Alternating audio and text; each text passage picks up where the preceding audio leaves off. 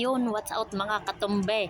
Ay di kami hoy nagpunta sa aking mga tita at tito. Ay ako hoy nagawa ng siomay kasi nag-request ho ang manong boy. Nagawa ko siya ng siomay. Ay tapos ho, ang bebe naman ho, nagluluto ho siya ng fried chicken. At si Tereho, ayan ho, naghihiwa ho ng kalabasa. At nakalipas ho ang ilang minuto, bigla ko hong naisipan na iparak ang aking ate Isabel. Bebe, nagdala ho ng fried chicken niya, marinated na at ito ho, ang Ate Isabel. Yan ho, tingnan nyo, batang-bata. Tingnan nyo ho, naghihimay ng pera.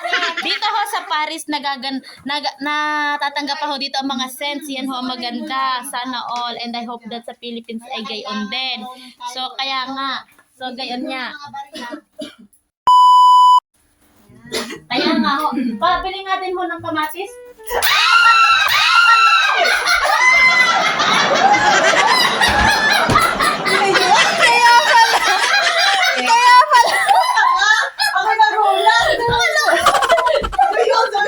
Ayan ho.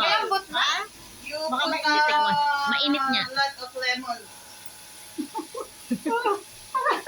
Ano yung bakit niluluwa? Ano ba?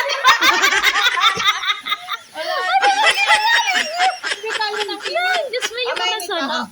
Yan. Anong inyong masasabi? Masarap? Kanina po is